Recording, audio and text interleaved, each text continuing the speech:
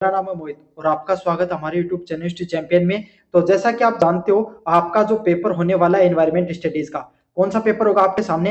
Environment studies का, जो पर्यावरण अध्ययन का आपके सामने जो पेपर होता है, उससे संबंधित आपके सामने जो इंपॉर्टेंट क्वेश्चन होने वाले हैं, सारे के सारे आपके सामने आपको मैं करवाने वाला हूं। और ये आपके सामने आपका जो पेपर है वो एमसीक्यू बेस्ड पेपर होता है। कैसा पेपर होता है भाई? एमसीक्यू बेस्ड आपके सामने पेपर देखने को मिलता है। कैसा पेपर देखने को मिलता है? एमसीक्यू बेस्ड पेपर देखने को मिलता है, जिसमें आपके सामने बहुविकल्पीय प्रश्न देखने को मिलते हैं। एक वीडियो ऑलरेडी बना चुका हूं मैं, उसका लिंक आपको डिस्क्रिप्शन मिल जाएगा, वहां से जाकर आपके सामने देख लेना। ये जो पेपर होगा उसके अंदर आपको क्या होगा? 4%। इसमें जो आपके सामने एक क्वेश्चन दिया जाएगा, इस प्रकार का क्वेश्चन होगा। जैसे मैं आपको एक पढ़ के बता देता हूं। एक प्रश्न, जैसे एक प्रश्न दे रखा है कि what is the environment studies, पर्यावरण अध्ययन क्या है, इस प्रकार का प्रश्न होगा। और उसमें जैसे कि केवल पौधों का अध्ययन पर्यावरण अध्ययन होता है क्या? क्या केवल जानवरों का अध्ययन पर्यावरण अध्ययन होता है क्या? पर्यावरण अध्ययन एक बहुविकल्पीय विषय होता है, या केवल प्रदूषण का अध्ययन पर्यावरण अध्ययन होता है? तो इस प्रकार के 4 ऑप्शन आपके सामने देखने को मिलेंगे, और उन 4 ऑप्शनों में कोई एक जो आपको ऑप्शन अच्छा लगे, जैसे कि पर्यावरण अध्ययन है, वो एक बहुविकल्पीय विषय है, वो आपके सामने ऑप्शन नंबर सी है, वो सही है, तो उसको ओ मार में आपको गोला कर देना। इस प्रकार से आपके सामने इस प्रकार के जो प्रश्न होते हैं, इनको एमसीक्यू टाइप प्रश्न बोला जाता है। कैसे प्रश्न बोला जाता है भाई? एमसीक्यू टाइप प्रश्न बोला जाता है, और यही प्रश्न आपके सामने एग्जाम में देखने को मिलते हैं। समझ में आ गया? तो शुरू करते हैं अपन क्लास को। लेकिन शुरू करने से पहले सभी बच्चों से रिक्वेस्ट करना चाहूंगा भाई, चैनल को जरूर से सब्सक्राइब कर दो। ये जो आपके सामने जो बच्चा चैनल को सब्सक्राइब करेगा, उसको फ्री में नोट्स मिल जाएंगे। क्या मिलेंगे? फ्री में नोट्स मिलेंगे। और नोट्स कहां पर मिल जाएंगे आपके सामने? टेलीग्राम पर मिलेंगे। टेलीग्राम का लिंक डिस्क्रिप्शन में दे रखा है। बस आपको क्या करना है? चैनल को सब्सक्राइब करना है। जो बच्चा चैनल सब्सक्राइब करेगा, फ्री में नोट्स मिल जाएंगे, वो फ्री में पढ़ सकता है इन सब नोट्सों को। समझ में आ गया? चलिए भाई, शुरू करते हैं अपन क्लास को। अपने लगभग आपके सामने 10 क्वेश्चन में ऑलरेडी पढ़ा चुका हूं आपको एक पहले वाले वीडियो में। 10 से आगे के प्रश्न है वो अपन देखेंगे। पहले वाला वीडियो जोर से देख लेना इस वीडियो को देखने के लिए, देखने के बाद में। चलिए, प्रश्न है आपके सामने अगले वाला, soil erosion is cause by. क्या प्रश्न क्या कहता है भाई आपके सामने? प्रश्न हमें कहता है कि मृदा का अपरदन है किसके कारण होता है। एक एक देखो, मेरा पढ़ाने का तरीका थोड़ा अलग है, मैं एक एक ऑप्शन को समझाऊंगा, एक एक ऑप्शन अच्छे से समझाऊंगा, बस आपको अच्छे से पढ़ना है। प्रश्न क्या है? मृदा अपरदन है, सोइल इरोजन क्या होता है? क्या होता है भाई? सोइल इरोजन क्या होता है, उसके बारे में अपन समझेंगे। देखो, बारिश का जब मौसम होता है, क्या होता है? बारिश का जो मौसम होता है आपके सामने, उसमें आपने क्या देखा होगा? बारिश के मौसम में एक ढलान वाली जगह होती है। जैसे ये जमीन है, ये आपका खेत है, खेत है, यहां से आपके सामने थोड़ी आपकी जो जमीन है वो ऊंची है, तो इधर से आपके सामने थोड़ी जमीन नीची है, तो इधर से पानी बहकर आता है, तो आप देखते हो कि यहाँ पर एक खड्डा बन जाता है। क्या है? खड्डा बन जाता है आपके सामने। इसको इरोजन बोला जाता है। क्या बोला जाता है? सोइल इरोजन बोला जाता है, या मृदा क्षरण के नाम से जाना जाता है। किसके नाम से जाना जाता है? मृदा क्षरण के नाम से इसको जाना जाता है। समझ में आ गया आपको इतना?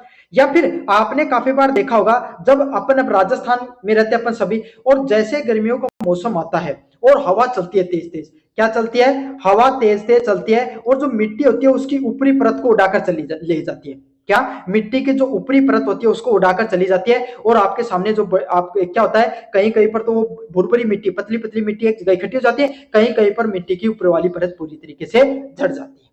समझ में आ गया? तो उसी को मृदा क्षरण के नाम से जाना जाता है। क्या? मृदा क्षरण या मृदा अपरदन के नाम से जाना जाता है। समझ में आ गया? मृदा अपरदन का अर्थ है मिट्टी की ऊपरी परत को हवा, पानी या अन्य कोई भी जो वाहक के माध्यम से जो हट जाती है, उसी को मृदा अपरदन के नाम से जानते हैं। समझ में आ गया? तो मिट्टी किसके वजह से हटती है? हवा या पानी के वजह से, केवल सूर्य के प्रकाश की वजह से, केवल जानवरों की वजह से, या पौधों की वजह से? केवल वाला ऑप्शन तो मैंने पहले बता रखा है, 90% चांस होते हैं केवल वाला ऑप्शन तो वैसे ही गलत हो जाता है। समझ में आ गया? तो कौन कौन से वाहक होते हैं भाई? केवल हवा और पानी है, उसके माध्यम से आपके सामने जो मिट्टी है उसकी जो क्या होती है, ऊपरी परत है, वो हट जाती है। तो इसका सही आंसर क्या होगा? ऑप्शन नंबर ए है वो सही आंसर होने वाला है। चलिए भाई, अगले वाले ऑप्शन की तरफ बढ़े।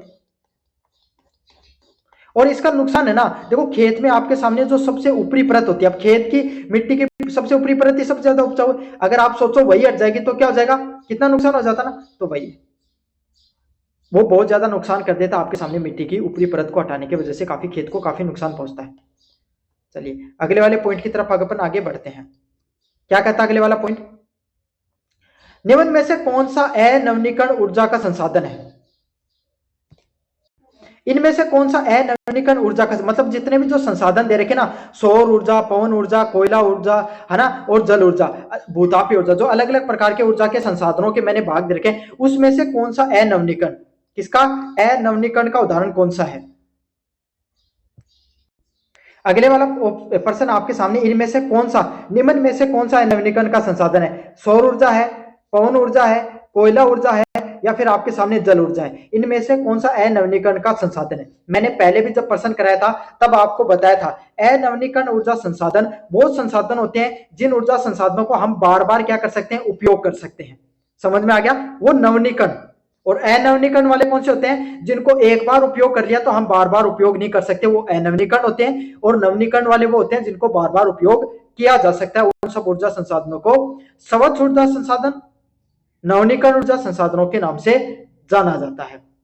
नवीनीकरण में आते हैं सौर, पवन, है ना, जल, भूतापीय ऊर्जा, है ना, जल ऊर्जा भी जिसकी बोला जाता है, पवन ऊर्जा हो गई, सौर ऊर्जा हो गई, ये सब ऊर्जा आपके सामने इसी का उदाहरण होते हैं, है ना। जो और अनवीनीकरण में कोयला, पेट्रोलियम, डीजल, है ना, न्यूक्लियर एनर्जी हो गई, ये सब किसका उदाहरण है? अनवीनीकरण का। एक बार कोयले को जला दिया, एक बार पेट्रोल को जला दिया, एक बार डीजल को, वो जल चुका है। अब उसको उतनी मात्रा में कोयला, डीजल, पेट्रोल बनने में लाखों सालों का समय लगता है, उतनी मात्रा में बनता नहीं। तो इसका सही आंसर क्या है? ऑप्शन नंबर सी है, वो सही आंसर है। समझ में आ गया? चलिए भाई, अगले वाले प्रश्नों की तरफ अपन आगे बढ़ेंगे। अगले वाला प्रश्न आपको कहता है, अगले वाला प्रश्न है, over use of ground water leads to, भूजल का अत्यधिक उपयोग से क्या होता है? मतलब अगर आप क्या कर रहे हो, पानी का बहुत ज्यादा उपयोग कर रहे हो, आपका एक खेत है, क्या आपका खेत है, खेत के अंदर आपने कुआं लगा रखा है। पहले आपके सामने अपन आपके दादाजी से पूछना, जब कुएं को खुदाई करते थे तो आपके सामने 200 फीट पर पानी आ जाता था, मान लो एक उदाहरण 200 फीट पर, या आपके इधर अगर मान लो जो 50 फीट पे पानी आता था पहले, है ना। तो आज के समय वही पानी आपके सामने 150 फीट पर पानी आता है। कितने फीट पर आ रहा है? 150 फीट पर आ रहा है। तो इसका अर्थ क्या हो गया? अब अगर आज के समय अगर आप ट्यूबवेल कराओगे तो 150 फीट पर आपके सामने पानी आ रहा है, पहले 50 फीट पर आ जाया करता था। क्यों? ऐसा क्यों हो पा रहा है? क्योंकि आपके सामने क्या हो गया, अपन ने जो कृषि करने के लिए, आपके सामने जो आपके खेत में जो कुआं था, उस कुएं में अपन ने कृषि करने के लिए उस पानी को बहुत ज्यादा मात्रा में यूज किया। उतना मात्रा में पानी है वो जमीन में नहीं गया, इसके वजह से क्या धीरे धीरे मात्रा उसकी कम होने लग गई। क्या होने लगे भाई? धीरे धीरे कम होने लगे। आपके घर में कोई चीज है, उसका आप बहुत ज्यादा उपयोग करोगे तो कमी होगी मात्रा में। तो इसका क्या है, भूजल का अगर आप बहुत ज्यादा उपयोग करोगे तो क्या होगा, अगर आपने अपने खेत के कुएं में खूब पानी का उपयोग किया तो धीरे धीरे उसकी मात्रा क्या है, जल स्तर में कमी हो जाएगी। आपके खेत के कुएं में जो मात्रा थी वो क्या होने लग जाएगी भाई, कम होने लग जाएगी। तो इसका सही आंसर क्या है? ऑप्शन नंबर बी है, वो सही है। समझ में आ गया? चलिए भाई, अगले वाले प्रश्न की तरफ अपन आगे बढ़ते हैं। अगले वाला प्रश्न अपने को क्या कहता है? अगले वाला प्रश्न अपने को कहता है, व्हाट कॉज फ्लड, आपके सामने बाढ़ किन कारणों की वजह से आती है? जो बाढ़ होती है ना, वो आपके सामने किन कारणों की वजह से आती है, उसके बारे में आपको बताना है। बाढ़ क्यों आएगी? आप एक बात सोचो, बाढ़ आने के पीछे क्या क्या कारण है? बाढ़ आने के पीछे सबसे बड़ा कारण होता है बरसात, बहुत ज्यादा बरसात होना। क्या होना? बहुत ज्यादा रेन या बरसात है उसका बहुत ज्यादा होना। अगर बरसात बहुत ज्यादा होगी तो इसके वजह से, अगर आपका घर नदी के किनारे है, नहर के किनारे है, तो क्या होगा, पानी है वो आपके सामने बहुत ज्यादा मात्रा में बढ़ जाएगा। तो जो नहर या जो नदी के किनारे जो लोग रह रहे होते हैं उनके घरों में पानी भर जाता है। पहला कारण बाढ़ का ये रहता है। दूसरा कारण क्या रहता है भाई? बादल का फटना। ये ऑप्शन में नहीं हो तो बादल का फटना। काफी बार क्या पर कोई भी नदी नहर के किनारे नहीं रहते हो, फिर भी आपके सामने बाढ़ देखने को मिलती है। क्यों? क्योंकि बादल फट जाते हैं। बादल फट जाते हैं। बादल फटने से क्या होता है, बहुत ज्यादा मात्रा में पानी एक ही जगह की बरसात हो जाती है।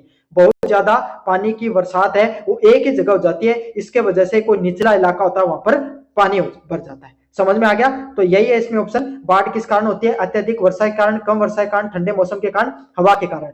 किस वजह से होती है भाई? आपके सामने बहुत अधिक वर्षा के कारण क्या होती है? बाढ़ आती है आपके सामने। तो ऑप्शन नंबर ए है वो आपका सही है।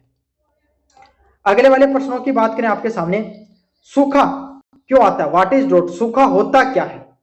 समझ में आ गया भाई? आप एक बात बताओ, आज के समय तो सिंचाई के इतने माध्यम है, क्या है, सिंचाई के इतने माध्यम है, लेकिन एक समय हुआ करता था जब सिंचाई के लिए ट्यूबवेल वगैरह, या आपके सामने जो ये जो आज के समय जितनी जो नहर वगैरह चलती हैं ये सब नहीं हुआ करती थी। तो और आज भी आपके सामने राजस्थान या भारत का ऐसा बहुत बड़ा क्षेत्र है जहां पर कृषि है। क्या है? आपकी जो कृषि है वो किस चीज पर ज्यादातर निर्भर करती है? कृषि ज्यादातर निर्भर करती है भाई आपके सामने बरसात पर। किस पर? बरसात या रेनी सीजन होता है उस पर आपके सामने मुख्यतः निर्भर करती है। बरसात कम मात्रा में होती है तो आपके सामने क्या है, उतनी फसल है वो उपज नहीं कर पाती है और उसके वजह से क्या जाता है भाई, सूखा आ जाता है। क्या जाता है? सूखा आ जाता है। तो क्या अधिक पानी पड़ेगा तब सूखा आएगा? नहीं, बिल्कुल गलत बात है। क्या बरसात की कमी होगी? बिल्कुल, ये ऑप्शन एकदम करेक्ट है। बाढ़ की वजह से भी नहीं आएगा, तूफान की वजह से भी नहीं आएगा। सूखा किस वजह से आता है? बरसात के कम होने से सूखा आता है। ऑप्शन नंबर बी है इसका सही ऑप्शन है। चलिए अगले वाले प्रश्न की बात करें। 17 नंबर प्रश्न है, जैव विविधता हॉटस्पॉट क्या है? मैंने पहले आपके सामने व्हाट इज बायोडायवर्सिटी स्पॉट, मैंने जब ये प्रश्न कराया था, इससे पहले एक प्रश्न कराया था जिसमें आपको जैव विविधता के बारे में बताया था पहले वाले वीडियो में। पहले वाला वीडियो जरूर से देख लेना, लिंक डिस्क्रिप्शन में दे रखा है, वहां पर आपको पार्ट फर्स्ट के बारे में वीडियो मिल जाए, काफी इंपॉर्टेंट वीडियो है। जैव विविधता क्या होती है? शब्द से समझो, जैव प्लस विविधता। जैव मतलब जीव जंतु, अलग अलग प्रकार के जीव जंतु, जो विविधता का था अलग अलग प्रकार के, तो अलग अलग प्रकार के जीव जंतु पाए जाते हैं, उसको हॉटस्पॉट के नाम से जाना जाता है। क्या माना जाता है? हॉटस्पॉट क्या होता है भाई?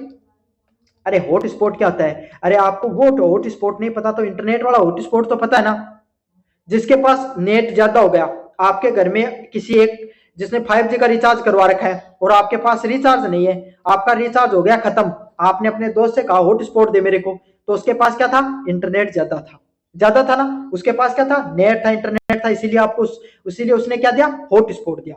तो इसीलिए ऐसा क्षेत्र जहां पे बहुत बड़ी मात्रा में जीव जंतु देखने को मिलते हैं उसी को क्या कहा जाता है? जैव विविधता हॉटस्पॉट के नाम से जाना जाता है। क्या जाना जाता है? जैव विविधता हॉटस्पॉट के नाम से उसको जाना जाता है। समझ में आ गया? तो कैसा क्षेत्र होता है भाई जैव विविधता हॉटस्पॉट वाला? ऐसा क्षेत्र जहां पर कम प्रजातियों, बिल्कुल, ज्यादा चीजें होंगी तभी हॉटस्पॉट कहलाएगा। अधिक जैव विविधता वाला क्षेत्र, बिल्कुल, जहां पर अधिक मात्रा में जीव जंतु या जैव विविधता देखने को मिले उसी को जैव विविधता हॉटस्पॉट के नाम से जाना जाता है। मरुस्थलीय क्षेत्र, मरुस्थलीय क्षेत्र होगा तो जीव जंतु वैसे ही नहीं होंगे। समुद्री क्षेत्र होता है वहां पर जीव जंतु तो बहुत होते हैं लेकिन सिर्फ जलीय जीव होते हैं, बाकी जीव नहीं होते। तो इसका सबसे सही सटीक जैव विविधता हॉटस्पॉट की सही डेफिनेशन ऑप्शन नंबर बी है, जहां पर सबसे अधिक जीव विविधता वाला क्षेत्र होता है, खास करके जंगल इसके अंदर आते हैं। समझ में आ गया? तो ऑप्शन नंबर बी है वो एकदम सही है, सटीक आंसर इसका ये है। चलिए अगले वाले प्रश्न की तरफ अपन बढ़ते हैं। अगले वाला प्रश्न करता है, India is known for, Bharat को किस रूप में जाना जाता है? हम भारत को किस रूप में जानते हैं भाई? आपके सामने भारत एक कैसा क्षेत्र है भाई? भारत में आपके सामने उत्तर भारत में जाएंगे, कहां जाएंगे अपन? अगर नॉर्थ इंडिया में जाएंगे तो आपको हिमालय क्षेत्र देखने को मिलेगा। कौन सा क्षेत्र देखने को मिलेगा भाई? आपके सामने हिमालय क्षेत्र आपके सामने देखने को मिलता है। समझ में आ गया? फिर अगर आपके सामने वेस्ट में, वेस्ट मतलब पश्चिमी क्षेत्र में जाते हैं तो इधर आपके सामने जो अपना राजस्थान का मरुस्थलीय क्षेत्र देखने को मिलता है, गुजरात में आपके सामने रण का समुद्री क्षेत्र देखने को मिलता है, नीचे तटीय क्षेत्र देखने को मिलता है। अगर अपन ईस्ट में जाते हैं, पश्चिमी क्षेत्र में जाते हैं, वहां पर बड़े बड़े जंगलों, क्योंकि बहुत ज्यादा बरसात होती है, जंगल वगैरह देखने को मिलते हैं। दक्षिण भारत में आपको तटीय क्षेत्र देखने को मिलता है। तो राजस्थान एक सॉरी भारत, इंडिया ना, एक भारत एक ऐसा क्षेत्र है, भारत आपके सामने एक ऐसा क्षेत्र है जहां पर आपके सामने हर प्रकार का मौसम पाया जाता है, हर प्रकार के लोग पाए जाते हैं और हर प्रकार के जीव जंतु पाए जाते हैं। समझ में आ गया? अलग अलग प्रकार के मरुस्थल भी है, तटीय क्षेत्र भी है ना, आपके सामने पहाड़ी क्षेत्र भी देखने को मिलता है, पठारी क्षेत्र भी देखने को मिलता है, जो घास के मैदान भी देखने को मिलते हैं, उष्ण कटिबंधीय वन भी देखने को मिलते हैं, सब कुछ देखने को मिलता है। तो आपके सामने क्या ऑप्शन देखेंगे? पुअर डाइवर्सिटी नेशन है, कम जैव विविधता वाला देश है? बिल्कुल नहीं, भारत तो बहुत ज्यादा जैव विविधता है। मेगा डाइवर्सिटी नेशन, महान जैव विविधता, बिल्कुल महान जैव विविधता वाला देश है जहां पर बहुत ज्यादा जैव विविधता देखने को मिलती है। क्या मरुस्थलीय देश है? क्या पूरे भारत में मरुस्थल है? नहीं, एक छोटा सा भूभाग है, कुछ क्षेत्र जहां हरियाणा, राजस्थान और पंजाब का था वहीं पर आपके सामने क्या है? मरुस्थल है, बाकी आपके सामने मरुस्थल नहीं है। क्या पूरी तरीके से ठंडा प्रदेश है? बिल्कुल, पूरी तरीके से आपके सामने भारत ठंडा देश भी नहीं है। तो इसका सही आंसर क्या आपके सामने ऑप्शन नंबर बी सही आंसर होने वाला है। भारत एक पूर्ण विविधता वाला देश है, यहाँ पर हर प्रकार के जीव जंतु पाए जाते हैं, सब कुछ देखने को मिलता है यहाँ पर। चलिए अगले वाले प्रश्न की तरफ बढ़ेंगे। अगले वाला प्रश्न है, इन सितु संरक्षण क्या होता है? इन सितु संरक्षण क्या होता है? ऑप्शनों को पढ़े पहले, फिर आपको समझाऊंगा। क्या चिड़ियाघर इन सितु संरक्षण होता है? अगले वाला ऑप्शन क्या दे रखा भाई? क्या वनस्पति उद्यान होता है आपके सामने? कौन से वाला? क्या वनस्पति उद्यान होता है? क्या राष्ट्रीय उद्यान होता है? क्या म्यूजियम संग्रहालय होता है? कौन सा होता है इन सितु संरक्षण? तो यहीं पर समझा देता हूं। देखो, इन सितु होता क्या है? इन सेतु संरक्षण एक ऐसा संरक्षण क्षेत्र होता है जहां पर कोई भी जीव जंतु है, जैसे हिरण है, तो हिरण को आपके सामने, हिरण को कैसा क्षेत्र चाहिए? हिरण को इस प्रकार की जगह पर रहना ज्यादा पसंद करेगी जहां पर आपके सामने क्या देखने को मिलेगा? जहां पर खूब सारे आपके सामने घास देखने को मिले, है ना, वहीं पर रहना पसंद करेगी। तो कैसा? क्या तो घास मैदान हो, क्या तो घास के मैदान हो, या वन का क्षेत्र हो, वहां पर हिरण रहना पसंद करेगी। अब शेर हो गया, है ना, जो ये पैंथर वगैरह कहां पर रहना पसंद करेंगे? जहां पर आपके सामने भाई जो हिरण वगैरह, सुअर वगैरह, है ना, आपके सामने जो छोटे जीव जंतु जिनको वो खाकर जीवन यापन कर सके, वहां पर रहना पसंद करेगा। ऐसा है ना? तो हर जीव जंतु उसकी जैसी जरूरत है, क्या है, उसकी जैसी जरूरत होती है उसके हिसाब से जीवन यापन करना पसंद करता है। तो जितने भी जो जीव जंतु होते हैं उनको उनकी जरूरत के हिसाब से, उनके वातावरण के हिसाब से, उनके व्यवहार के हिसाब से उनको वैसा वातावरण दिया जाता है, उन्हीं जगह पर रखा जाता है। उसी को इन सेतु के नाम से जाना जाता है। किसके नाम से जाना जाता है? इन सेतु कंजर्वेशन के नाम से जाना जाता है। जैसी जरूरत है उस जीव जंतु को वैसा क्षेत्र, वैसा माहौल दिया जाता है, और उस क्षेत्र को क्या कहा जाता है? राष्ट्रीय उद्यान, नेशनल पार्क के नाम से जाना जाता है। किसके नाम से? National park. नेशनल पार्क क्या होते हैं? कोई भी जीव जंतु होता है, उसकी जैसी जरूरत है उसी प्रकार का वातावरण उसको दिया जा रहा है, उसी प्रकार के वातावरण में उसको रखा जाता है। समझ में आ गया? चलिए, कैसा लग रहा है वीडियो जरूर से बताना। क्या मैं जो एक्सप्लेनेशन कर रहा हूं वो आपको समझ में आ रहा है या नहीं आ रहा है? अगले वाला प्रश्न है, which is the ex situ conservation? क्या होता है एक्स सितु कंजर्वेशन? पहले इन सितु पढ़ा, एक्स सितु, दोनों में अंतर है पढ़ा। एक एक जो पॉइंट है ना, इन और एक्स में क्या अंतर है ये भी समझा दूंगा आपको। बस वीडियो पूरा देख लो। रिक्वेस्ट है चैनल को सब्सक्राइब कर दो। अरे इतना पढ़ा दूंगा, कुछ समझ 1% बाहर नहीं जाएगा आपका तो, और चले जाए तो मेरे पास आ जाना अगर आपके कुछ। चलिए, पहला प्रश्न है, क्या वन एक्स सेतु होता है? क्या राष्ट्रीय उद्यान होता है? क्या चिड़ियाघर होता है? क्या मरुस्थल होता है? इनमें से कौन सा एक्स सेतु होता है? तो पहले टर्म को समझना पड़ेगा। सितु तो आप समझ गए कि ऐसी जगह जहां पर आपके सामने नेचुरल एबिटेंट, नेचुरल एबिटेंट क्या होता है? कोई भी जीव जंतु को उसकी प्राकृतिक जगह पर जीवन यापन करने का वातावरण दिया जाए, उसको सेतु कहा जाता है। सेतु मतलब साइट, साइट सब सुना होगा ना आपने, साइट, साइट मतलब क्षेत्र, क्षेत्र से सेतु शब्द बना है। अंतर आता है एक्स पर। एक्स का अर्थ क्या होता है? एक्स का होता है एक्सटर्नल, एक्सटर्नल। समझ में आ गया? क्या होगा? एक्सटर्नल होगा भाई। एक्सटर्नल का अर्थ क्या होता है? एक्सटर्नल का अर्थ होता है बाहरी। बाहरी मतलब कोई भी जीव जंतु को उसके जो प्राकृतिक वातावरण के अलावा किसी अन्य क्षेत्र पर रहने के लिए मजबूर कर दिया जाए, उसको क्या कहा जाता है? एक्स सितु कंजर्वेशन के नाम से। किसके नाम से? एक्स सितु कंजर्वेशन के नाम से जाना जाता है। जैसे कि आपके सामने कोई भी एक चिड़ियाघर है, कोई भी एक चिड़ियाघर है, वहां पर क्या शेर हो गया, बगेरा हो गया, है ना, आपके सामने मगरमच्छ हो गया, सबको रखा जाता है, लेकिन किसमें? पिंजरे में बंद करके। क्या वो पिंजरे में रहना चाहते हैं? बिल्कुल, कोई भी जानवर पिंजरे में नहीं रहना चाहता है, लेकिन काफी बार मजबूरी हो जाती है संरक्षण करने के लिए, उनको, उनका संरक्षण करने के लिए, या फिर काफी बार क्या रहता है भाई आपके सामने, उन सभी जो जीव जंतु होते हैं, क्या होते हैं, उन सभी जीव जंतु को आपके सामने बीमारियां हो जाती हैं, उनसे बचाने के लिए उनको प्राकृतिक वातावरण से हटाकर उनको एक कृत्रिम वातावरण में डाला जाता है जीव जंतु को, उसको एक्स सितु कहा जाता है। मतलब कोई भी जीव जंतु को जब उसके प्राकृतिक वातावरण से हटकर उसके कृत्रिम वातावरण में जीवन यापन करने के लिए रखा जाए, उसी को एक्स सितु कहा जाता है। तो एक्स सितु में बाहरी क्षेत्र में रखा जाएगा, इन सितु में उसको उसके प्राकृतिक क्षेत्र में रखा जाता है। समझ में आ गया? तो इसका सही आंसर क्या होगा? चिड़ियाघर है वो इसका सही आंसर होने वाला है। चलिए, अगले वाला प्रश्न कहता है, व्हाट इज एयर पोल्यूशन? वायु प्रदूषण क्या होता है? क्या कहता है? एयर पोल्यूशन, जो आपके सामने जो वायु प्रदूषण है वो क्या होता है, उसके बारे में आपको विस्तार से बताना है। अब आपके सामने वायु प्रदूषण क्या होता है? जैसे कि आप बाइक लेकर गए, क्या लेकर गए भाई? बाइक लेकर गए, है ना, बाइक में आपने पेट्रोल डाला है, पेट्रोल जला, तो पेट्रोल के जलने से भाई बाइक चली, उसको जो ऊर्जा मिली तब वो बाइक चली, तो उससे कौन सी गैस निकली भाई, उसके एग्जॉस्ट से CO2 गैस निकली, कार्बन डाइऑक्साइड। वो कार्बन डाइऑक्साइड वातावरण में गई।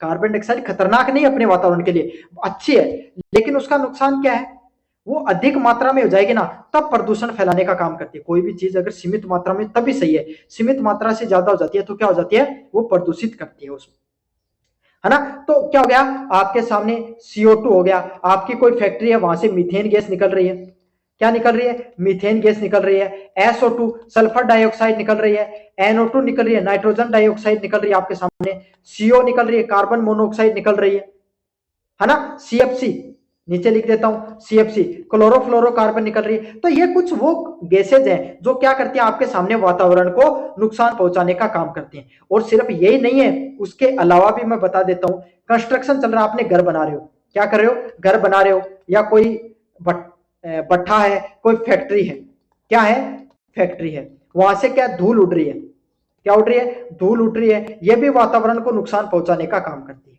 समझ में आ गया। तो वातावरण में जो अनेक प्रकार की जो हानिकारक गैसों की जो उपस्थिति होती है, जो क्या करती है, आपके सामने वातावरण को दूषित करती है, और जिससे जो आम मनुष्य या आम जो जनजीवन है वो प्रभावित होता है, उसी को क्या कहा जाता है भाई, वायु प्रदूषण के नाम से जाना जाता है। किसके नाम से जाना जाता है, वायु प्रदूषण के नाम से जाना जाता है। किसके नाम से जाना जाता है भाई, वायु प्रदूषण के नाम से उसको जाना जाता है। समझ में आ गया आपको अच्छे से। एयर पोल्यूशन क्या होता है, वायु में हानिकारक गैसों की उपस्थिति को वायु प्रदूषण के नाम से जानते हैं। तो इसका सही आंसर क्या होगा, ऑप्शन नंबर ए है वो सही आंसर होने वाला है। क्या स्वच्छ वायु होगी, नहीं। केवल ऑक्सीजन नहीं होगा, केवल नाइट्रोजन, ये सब की सब तो जरूरी पहलू होते हैं वातावरण के लिए। तो इसका तो सही आंसर सिर्फ ऑप्शन नंबर ए है। देखो ऑप्शन बदल कर आ सकते हैं, लेकिन जो मैं थ्योरी बता रहा हूं उससे बाहर कुछ भी नहीं जाएगा, लगभग पर्सन आपके सामने इस थ्योरी से ही देखने को मिलेंगे। चलिए चलिए अगला प्रश्न है, which gas cause the global warming, इनमें से कौन सी गैस है जो आपके सामने क्या करती है, ग्लोबल वार्मिंग फैलाती है, क्या करती है, ग्लोबल वार्मिंग है वो फैलाने का काम करती है। एक एक पॉइंट बताऊंगा, होता क्या है ग्लोबल वार्मिंग या वैश्विक ताप वृद्धि क्या होती है। देखो हमारा जो ये वातावरण है, हमारी जो पृथ्वी है ना, ये पृथ्वी एक आपके सामने गोलाई बना देता हूं, हमारी जो एक पृथ्वी है वो कांच की तरह काम करती है। किसकी तरह काम करती है, कांच की तरह काम करती है। जैसे कांच का काम क्या होता है, कोई भी सूर्य की किरण आई उसको परावर्तित करके, रिफ्लेक्शन करके उसको वापस भेज देता है। कांच क्या करता है, उसको परावर्तित करके बाहर भेज देता है। उसी तरीके से जो सूर्य होता है ना, उससे यूवी रेडिएशन, अल्ट्रावायलेट रेज बोला जाता है, वो रेज पृथ्वी पर आती हैं और उसको क्या करती है, पृथ्वी वापस परावर्तित करके बाहर भेज देती है। लेकिन पृथ्वी का तापमान है, क्या है, पृथ्वी का तापमान है वो संतुलित रहे। भाई आपके सामने आप चांद पर जाओगे, कहां पर जाओगे, चांद पर जाओगे, तो वहां पर क्या होगा, दिन का तापमान 100 डिग्री है, रात का माइनस में 100 डिग्री चला गया, संतुलित तापमान है। लेकिन पृथ्वी का तापमान संतुलित रहता है, दिन में 10 डिग्री होगा तो आपके सामने रात को आपके सामने माइनस, मतलब 10 20 30 डिग्री का अधिकतम फ्लक्चुएशन देखने को मिलता है, ज्यादा नहीं देखने को मिलता है। ऐसा क्यों होता है, क्योंकि हमारे जो पृथ्वी है उस पर क्या है, ग्रीन हाउस गैस है। कौन सी गैस है, ग्रीन हाउस गैसेज बोला जाता है। कौन सी गैस है, ग्रीन हाउस गैसेज है ना, ग्रीन हाउस गैसेज। अब ये ग्रीन हाउस गैसेज क्या करती हैं, कौन कौन सी है, पहले तो ये बताता हूं। CO2 है, SO2 है, NO2 है, इसमें CO2 सबसे मुख्य गैस है। ये क्या करती हैं आपके सामने, जैसे ही कोई सूर्य की किरण पृथ्वी पर आती है तो ये गैसेज होती है ना, ये पूरी पृथ्वी के वातावरण में है, उन्होंने वो कुछ मात्रा में जो ये सूर्य की किरणों को क्या कर लेती है, अपने अंदर अवशोषित कर लेती है, अपने अंदर रख लेती है उस ऊर्जा को, है ना। इसकी वजह से जो पृथ्वी का जो तापमान है वो संतुलित रहता है। क्या रहता है, संतुलित रहता है। लेकिन पहले तो क्या था भाई, आपके सामने जो CO2 की मात्रा है वो जितनी जरूरत थी उतनी थी, लेकिन अब धीरे धीरे क्या होने लग गया, जैसे औद्योगिक क्रांति आई, बहुत सारे उद्योग चलने लगे, गाड़ी वाहन चलने लगे, इसके वजह से पृथ्वी पर CO2 की मात्रा बढ़ने लग गई। अब मात्रा बढ़ी तो CO2 ने ज्यादा मात्रा में अपने अंदर क्या करने लग गई, जो तापमान को अवशोषित करने लगे। इसके वजह से पृथ्वी का जो तापमान है, क्या है, जो पृथ्वी है उसका तापमान है वो बढ़ने लग गया। क्या होने लग गया, जो आपका जो अर्थ है उसका तापमान बढ़ने लग गया, और इसी तापमान की वृद्धि को ग्लोबल वार्मिंग या ग्रीन हाउस इफेक्ट के नाम से जाना जाता है। किसके नाम से जाना जाता है, ग्रीन हाउस इफेक्ट के नाम से जाना जाता है। किसके नाम से जाना जाता है, green house effect, green house effect के नाम से उसको जाना जाता है। किसके नाम से जाना जाता है भाई? ग्रीन हाउस इफेक्ट के नाम से अपन उसको जानते हैं। समझ में आ गया? ग्रीन हाउस इफेक्ट के नाम से जाना जाता है। तो आपको हर चीज पता चल गई कौन कौन सी गैस जरूरी होती है। तो इसके ऑप्शन देखेंगे, ऑप्शन से पता चलेगा। क्या ऑक्सीजन होती है? नहीं, ऑक्सीजन ग्रीन हाउस गैस नहीं होती। क्या नाइट्रोजन होती है? बिल्कुल नहीं होती, नाइट्रोजन भी ग्रीन हाउस गैस। अगले वाली गैस की तरफ आगे बढ़े अपन। क्या कार्बन डाइऑक्साइड है वो ग्रीन हाउस गैस होती है? बिल्कुल, कार्बन डाइऑक्साइड है वो ग्रीन हाउस गैस होती है। ऑप्शन नंबर सी है वो सही होगा। क्या हाइड्रोजन होती है? बिल्कुल नहीं होता है हाइड्रोजन भी। तो इसका सही आंसर क्या है? ऑप्शन नंबर सी है, CO2 ग्रीन हाउस गैस है वो। CO2 एक ग्रीन हाउस गैस के रूप में काम करती है। काफी ज्यादा महत्वपूर्ण प्रश्न है। CO आए तो वो भी ग्रीन हाउस गैस के रूप में काम करती है। NO2 SO2 या आए तो ये भी लगा देना। CFC भी करती है भाई, क्लोरोफ्लोरोकार्बन वो भी करती है। चलिए, water pollution is cause by, जल प्रदूषण किससे होता है? तो जल प्रदूषण किससे होता है मैं आपको बताऊंगा भाई। आपका ये क्या नदी जा रही है, क्या जा रही है? नदी जा रही है। आपका खेत है, यहाँ पर क्या है? यहाँ पर आपका खेत है। समझ में आ गया? कई उदाहरण दूंगा, एक नहीं बहुत से उदाहरण दूंगा। आपका खेत है, यहाँ पर फसल उगी हुई है, उग गई फसल। अब यहाँ पर फसल उगने की वजह से आपने यहाँ पर अनेक अनेक प्रकार के जहरीले क्या पेस्टिसाइड गिरे हो, बहुत से प्रकार के उर्वरक गिरे हो। अब क्या हुआ? बारिश का मौसम आया, आपके खेत में पानी आया, पानी आया, पानी क्या हुआ? थोड़ा थोड़ा बहकर आपके सामने क्या है? खेत से बहकर कहां पर चला गया? नदी में जाने लग गया। क्या जाने लगा? नदी में जाने लगा। या फिर नदी है वो बाढ़ क्षेत्र, नदी के भाई अपनी बारिश के समय अपना फैलाव तो करती है, तो आपके खेत में आ गई। कहां पर आ गई? आपके खेत में आ गई। जो ये नदी थी वो आपके सामने, अब उसका क्षेत्र आपके खेत में आ गया, तो वो जहरीले पेस्टिसाइड क्या है? इस जो नदी के पानी में भी मिलने शुरू हो गए। हो गई नदी प्रदूषित, उसके जीव जंतुओं को नुकसान पहुंचेगा। पहला कारण तो ये है। दूसरा कारण, आपकी भाई कोई फैक्ट्री है, क्या है आपके? आप बहुत अमीर आदमी हो भाई, फैक्ट्री खोल रखी है आपने, है ना? अब आपके फैक्ट्री और इसके पास से कोई नाला जा रहा है या कोई नहर जा रही है, आपने क्या किया? कौन करेगा फैक्ट्री में गंदा पानी को साफ? सीधा डाल देता हूं नाले के अंदर, नदी से चला जाएगा समुद्र के अंदर, हमें क्या मतलब है? हमें कौन सा नुकसान पहुंचा रहा है? आपने क्या कर दिया? कर दिया नदी को नुकसान, प्रदूषित। तो जो आपके सामने, क्या तो कोई औद्योगिक कचरे की वजह से, क्या तो कोई औद्योगिक कचरे की वजह से, कोई आपके सामने पेस्टिसाइड की वजह से, उर्वरक की वजह से, या जो नदियों के अंदर फूल माला या जो ऐसे कोई बाहरी तत्व डाले जाते हैं जिसके वजह से उसका बोर्ड मास आपके सामने बोला जाता है, उसका जो पानी होता है उसमें उसकी जो ऑक्सीजन का जो लेवल है वो गिरता चला जाता है, या जो कचरा है जिसके वजह से जो नदी का जो पानी प्रदूषित होता है या जो जल वो प्रदूषित होता है, उसी को क्या बोला जाता है? जल प्रदूषण के नाम से जाना जाता है। किससे होगा? क्या स्वच्छ पानी से कभी जल प्रदूषित होता है? बिल्कुल नहीं होता। वर्षा के जल से बिल्कुल नहीं होता है। पूरी दुनिया चली रही है इसकी वजह से। क्या ऑक्सीजन की वजह से? ऑक्सीजन का तो कोई लेना देना ही नहीं है। कौन सा होगा? अपशिष्ट कचरा, जहां पर कचरा दिख जाए ना आपको, वो ऑप्शन सही होगा। अपशिष्ट भी कचरे को ही अपशिष्ट बोला जाता है। इंडस्ट्रियल वेस्ट की वजह से क्या होता है? जल प्रदूषण फैल सकता है। ये ऐसे प्रश्न है जिनके ऑप्शन बदल कर आ सकते हैं, लेकिन मैं आपको बता रहा हूं, ये ट्रिक अपना लेना, आपके सामने इनको कर लोगे। बाकी थ्योरी वगैरह भी आपको विस्तार से समझा रहा हूं। अगले वाला प्रश्न है, नॉइज पोल्यूशन, ध्वनि प्रदूषण कैसे फैलता है? क्या जो ध्वनि प्रदूषण है वो आपके सामने कैसे फैलता है उसके बारे में सुनेंगे। आप क्या कहे भाई, आपके सामने, आप अपने गांव में रहते हो, कहां पर रहते हो? गांव में रहते हो। गांव में कोई टेंशन नहीं है, आराम से घर में खेत बना रखा है, सड़क आपसे कम से कम 5 किलोमीटर दूर है, कोई गाड़ी की आपके सामने आवाज नहीं सुनाई देती है। आप क्या कहे भाई, आप भागे, आपके सामने आपको कोई सामान लेकर आना था, घर का सामान लेने के लिए आना था, आप चले गए शहर में। कहां चले गए? शहर में चले गए। शहर में अनेकों प्रकार की सड़क है, यहाँ पर बहुत सारे आपके सामने गाड़ी वाहन चल रहे हैं, बहुत सारी आवाजें आ रही है ना? क्या आ रही है? आवाज आ रही है, हॉर्न की आवाज आ रही है, कहीं कोई फैक्ट्री चल रही है उसकी आवाज आ रही है। तो आपको क्या है? अच्छे से सुनने में क्या हो रहा है? अच्छे से सुनाई नहीं दे रहा है चीजें। आपका दोस्त बोल रहा है आपको सुनाई नहीं दे रहा, बीच में हॉर्न बज गया, है ना? क्या हो गया? ध्वनि प्रदूषण हो गया। आपके डीजे बज रहा है, क्या बज रहा है? डीजे बज रहा है।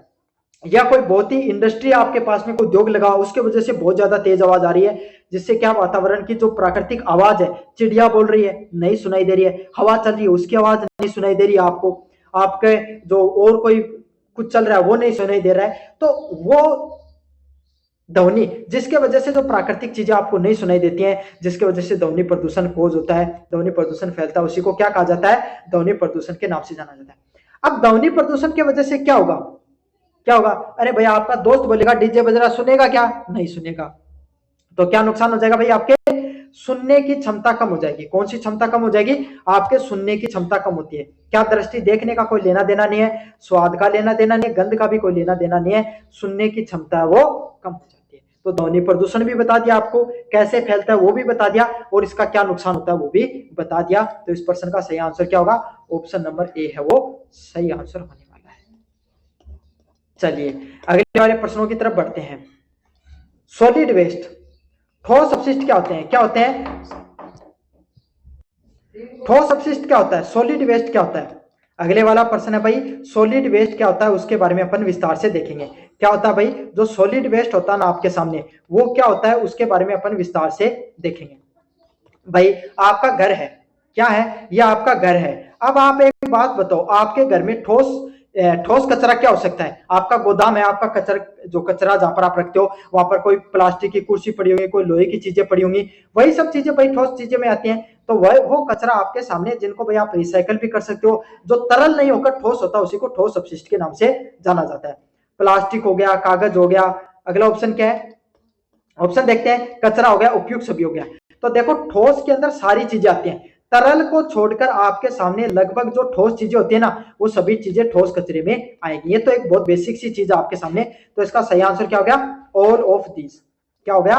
ऑल ऑफ दीज इसका सही आंसर हो गया। ऑप्शन नंबर जो डी है वो सही आंसर हो गया। देखो आप एक अच्छी चीज बताता हूं आपको, एक बात याद रखना, जहां पर केवल आए उसका लगभग चांस होता है नेगेटिव ऑप्शन होता है, और आपके पेपर में जहां पर उपयुक्त सभी ऑल ऑफ दीज देखने को मिले, क्या देखने को मिले?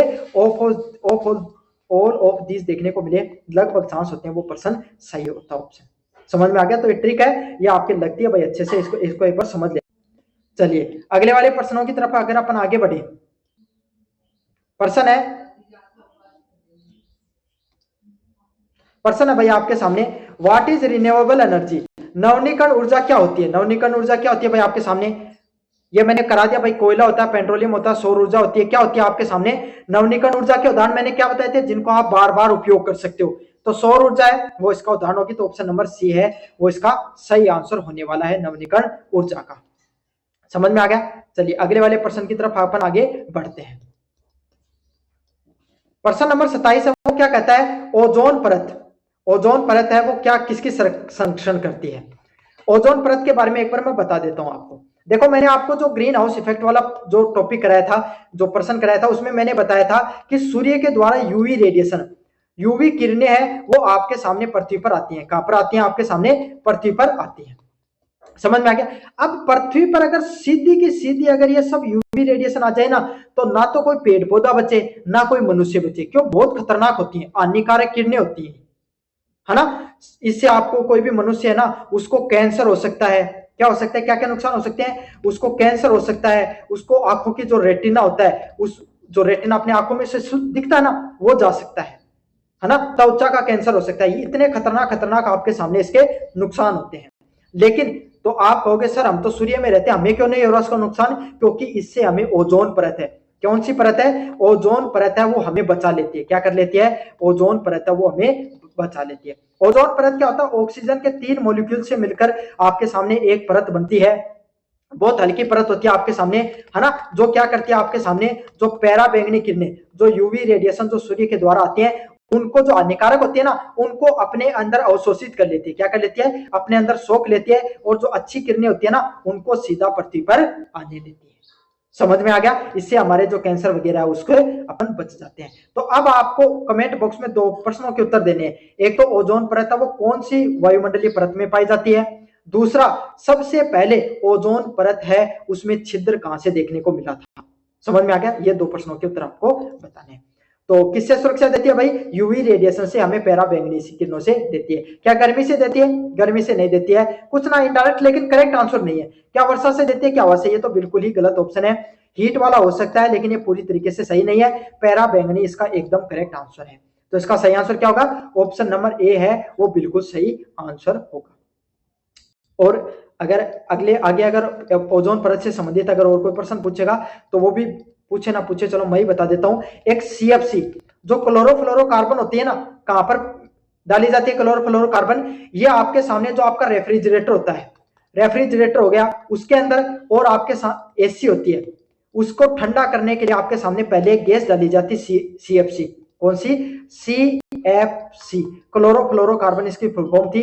ये ओजोन परत को सबसे ज्यादा नुकसान पहुंचाती थी, ऑक्सीजन के 3 मॉलिक्यूल को तोड़ देती थी, है ना। ओजोन परत में छिद्र इसी की वजह से ज्यादा देखने को मिलता था। मीथेन गैस है वो भी नुकसान पहुंचाती है इसको। समझ में आ गया ओजोन परत को, CFC और मीथेन गैस। इसीलिए जो CFC आजकल जो क्लोरोफ्लोरोकार्बन है उसका प्रयोग बहुत ज्यादा कम कर दिया आपके सामने रेफ्रिजरेटर और एसी के अंदर। चलिए अगले वाले प्रश्नों की तरफ अगर अपन आगे बढ़े, प्रश्न है acid rain are cause by, जो एसिड रेन होती है क्या होती है आपके सामने, जो एसिड रेन होती है वो आपके सामने कैसी होती है? अम्लीय वर्षा किसके कारण होती है? कौन सी वर्षा भाई? अम्लीय वर्षा किसके कारण होती है? तो मैंने आपको देखो वो ग्रीन हाउस इफेक्ट वाला, कौन सा ग्रीन हाउस इफेक्ट वाला प्रश्न आपको पढ़ाया था, ग्रीन हाउस इफेक्ट वाला जो प्रश्न आपको पढ़ाया था उसमें मैंने कुछ ग्रीन हाउस गैसेस के नाम बताए थे। कौन से? उसमें CO हो गई, खास करके SO2 sulphur dioxide most important, सबसे ज्यादा इसी के वजह से एसिड रेन होती है। नाइट्रोजन डाइऑक्साइड हो गई, है ना, CO2 हो गई। ये कुछ क्या होती है आपके सामने, वो कुछ गैसेज होती हैं जो अपने वातावरण में चली गई, इंडस्ट्री वगैरह से वातावरण में चली गई। अब क्या होती है इनका पीएच का मान, किसका मान? पीएच मान। पीएच मान मतलब अम्लीय होती हैं। कैसी होती हैं? इनकी जो प्रकृति है वो अम्लीय होती है। कैसी होती है भाई? एसिडिक।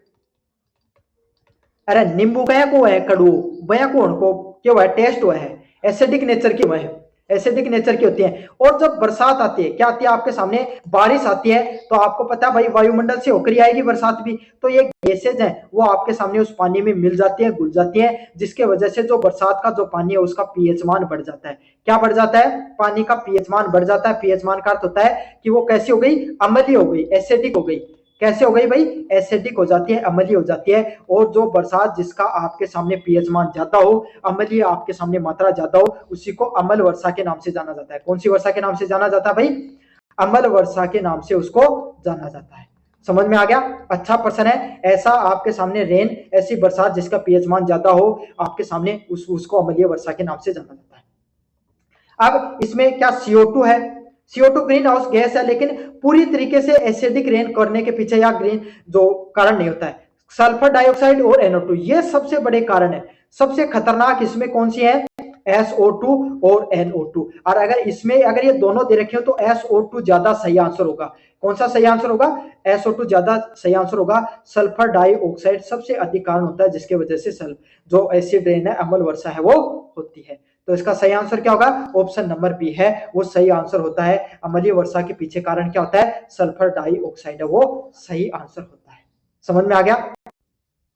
चलिए अगले वाले प्रश्नों की तरफ अगर अपन आगे बढ़े, अगले वाला प्रश्न हमें कहता है environment protection act was passed in, तो पर्यावरण संरक्षण अधिनियम कब पारित हुआ?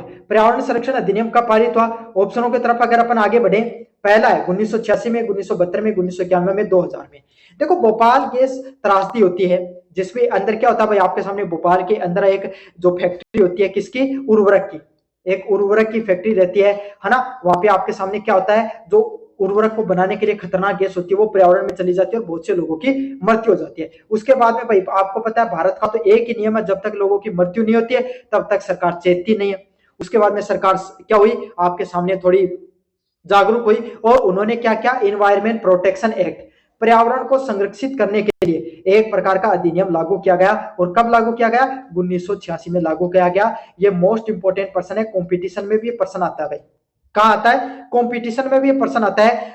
1986 में पर्यावरण संरक्षण अधिनियम वो भारतीय सरकार के द्वारा लागू किया गया था।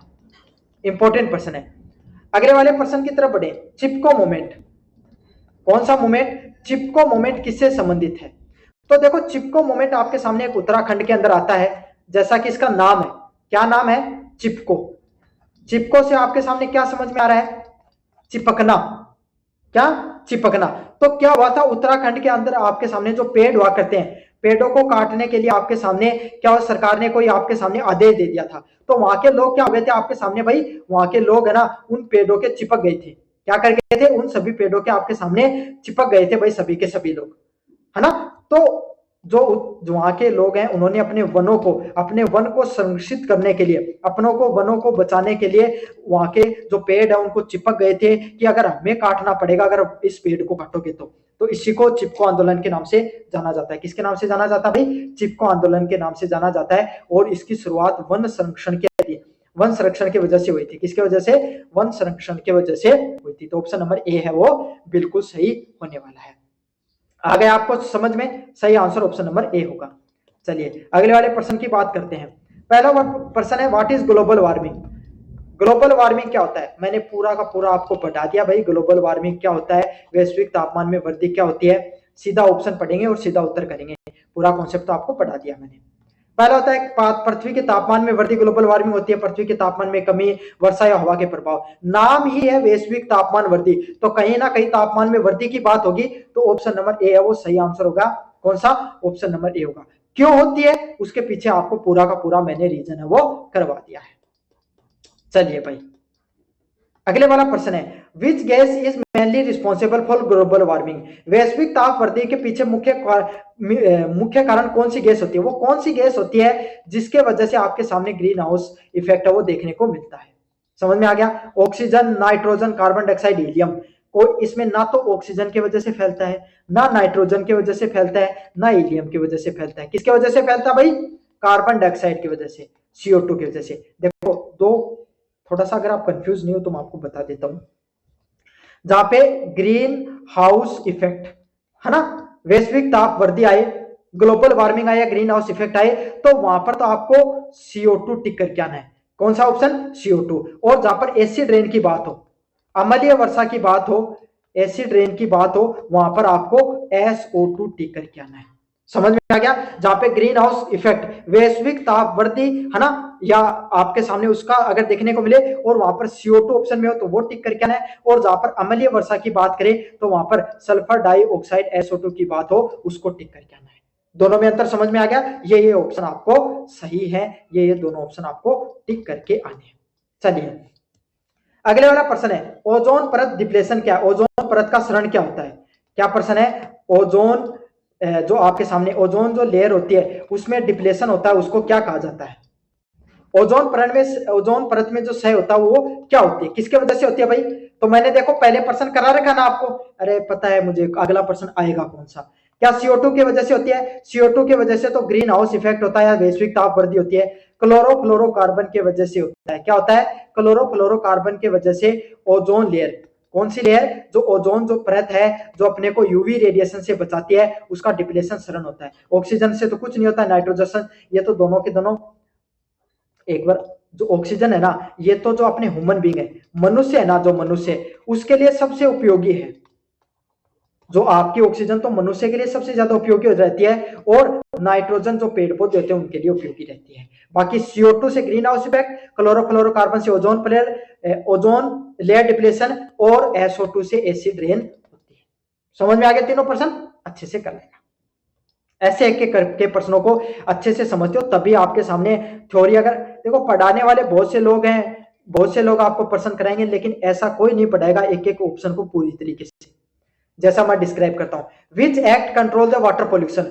भारत में जल प्रदूषण को नियंत्रण करने वाला कौन सा अधिनियम है? तो भाई भारत में जो जल प्रदूषण है क्या होने लगा, धीरे धीरे भाई उद्योग बढ़ने लगे, धीरे धीरे क्या होने लगे भाई, आपके सामने उद्योग बढ़ने लगे, और उन उद्योगों ने क्या क्या, आपके सामने जो नदियां हैं उनके अंदर सीधा का सीधा पानी डालना शुरू कर दिया। अनट्रीटेड वाटर, कौन सा पानी? अनट्रीटेड पानी, अनट्रीटेड वाटर बोला जाता है उसको। अनट्रीटेड वाटर है, बिना उसको साफ किए पानी को सीधे नदियों में, नहरों में, नालों में डालने लगे। और आज भी ये बहुत बड़ी समस्या भारत में, सीवरेज हो गया, चाहे नदियां हो गई, जो ये जो आपके उद्योग हो गए, सीधा का सीधा पानी क्या नदियों में डाल देते हैं, जिसके वजह से जो नदियां वो प्रदूषित हो जाती हैं, और इसके वजह से जो जल प्रदूषण है वो देखने को मिलती है। तो इस जल प्रदूषण को नियंत्रण करने के लिए भारत सरकार ने एक अधिनियम लागू किया गया, जिससे क्या कर सके भाई, ये जो जितने भी उद्योग वगैरह हैं वो आपके सामने क्या करें, आपका जो पानी है उसको आपके सामने जो प्रदूषित नहीं करें, उसके लिए जो अलग अलग प्रकार के नियम लागू किया गया। और ये कब लागू किया गया? जल संरक्षण अधिनियम 1974 में लागू किया गया।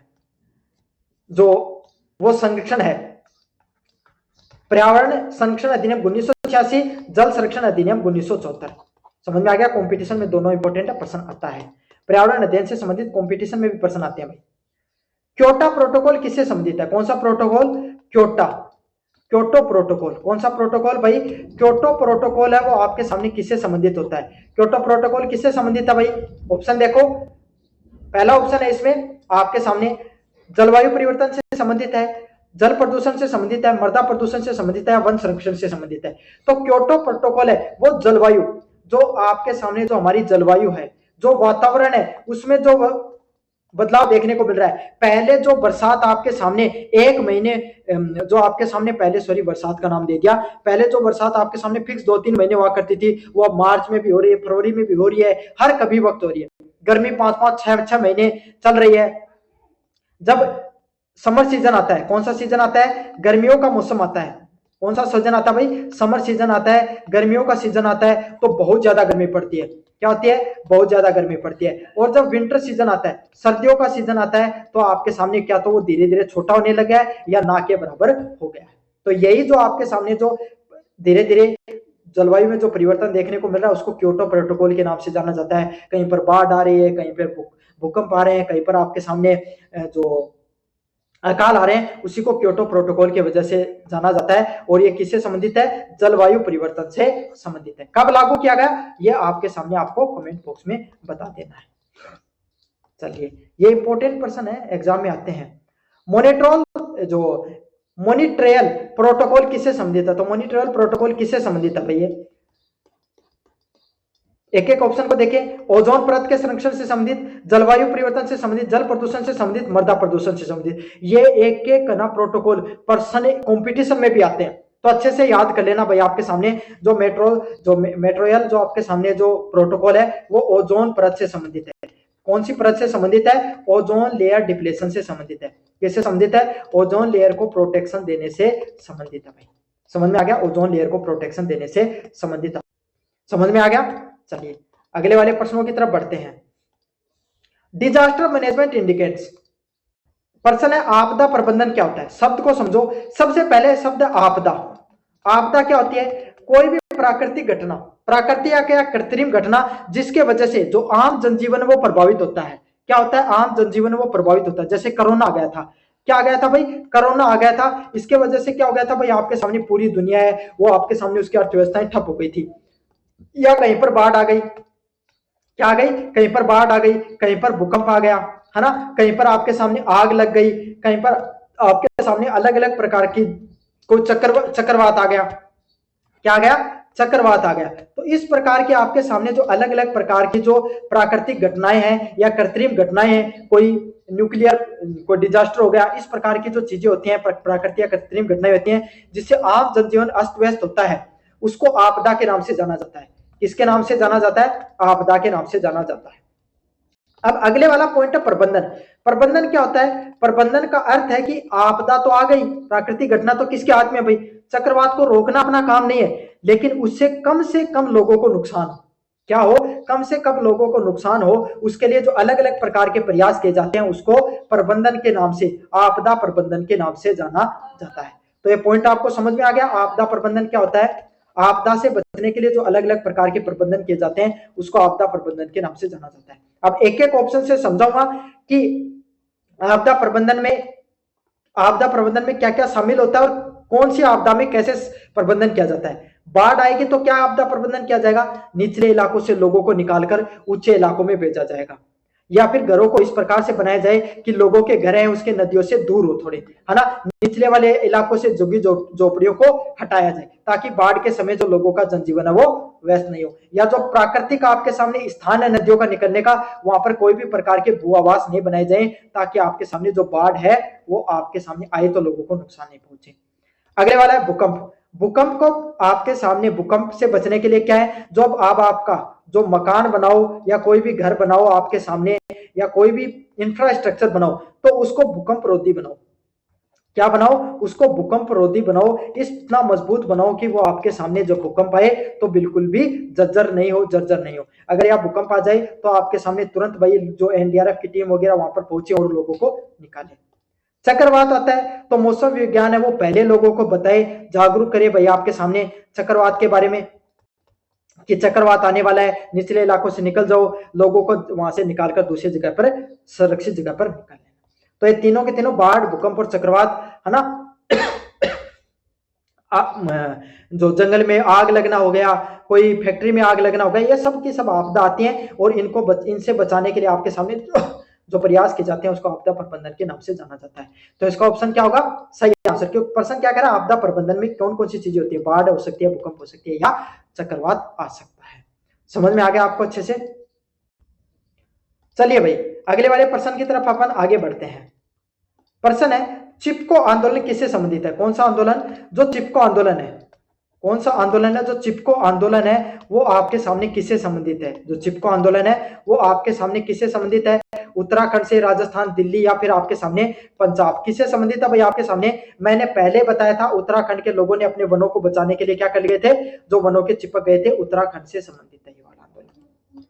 चलिए अगले वाला प्रश्न है, साइलेंट वैली किससे संबंधित है? तो साइलेंट वैली भैया आपके सामने एक जगह है जहां पर आपके सामने अलग अलग प्रकार के जो पेड़ पौधे देखने को मिलते हैं, वो कौन सी जगह है? ऑप्शन क्या, ऑप्शन देखेंगे एक बार इसके, कौन से क्षेत्र में है भाई? साइलेंट वैली का क्या काम है? क्या वन को संरक्षित से संबंधित है, जलों को संरक्षित करने से संबंधित है, वायु या ध्वनि से संबंधित है?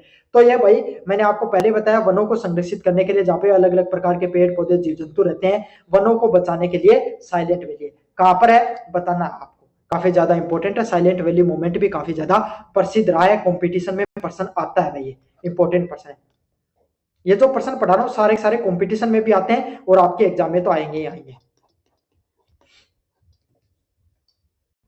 अगले वाला प्रश्न है, बिश्नोई समुदाय किसके लिए प्रसिद्ध है? तो बिश्नोई समुदाय है वो किस चीज के लिए प्रसिद्ध है?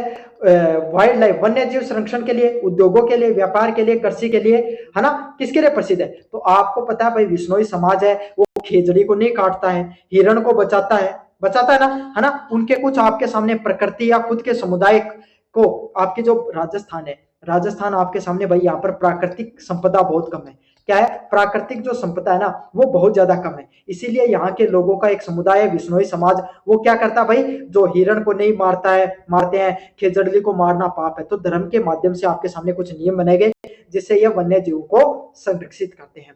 और जो खेजड़ली आंदोलन है, अमरता बाई आंदोलन है, वो एक प्रमुख उदाहरण रहा है बिश्नोई समाज का वन्य जीव को संरक्षित करने के लिए। इसका सही आंसर ऑप्शन नंबर ए है, वो होने वाला है। चलिए अगले वाले प्रश्न की बात करें, व्हाट इज ग्लोबल वार्मिंग? ये थे आपके सामने जो टॉप, आपके सामने जो 50 एमसीक्यू हैं वो सारे के सारे मैंने आपको करवा दिए। टॉप एमसीक्यू जितने भी हैं सारे के सारे आपको, जितने भी हैं सारे के सारे मेरे द्वारा आपको करवा दिए गए हैं, है ना। इसमें एक एक मैंने अपनी तरफ से पूरा का पूरा प्रयास किया है कि जितने जो टॉप एमसीक्यूज हैं वो आपको करवा दिए जाए। इसका एक और पार्ट आएगा, कोशिश करूंगा इसका पार्ट 3 आए, उसमें आगे के प्रश्न आपको और भी करवा दूं। कैसा लगा वीडियो जोर से बताना, चैनल को जोर से सब्सक्राइब कर देना, अपने दोस्तों को भी जरूर से इस चैनल के बारे में बताओ, चैनल को सब्सक्राइब कराओ। धन्यवाद।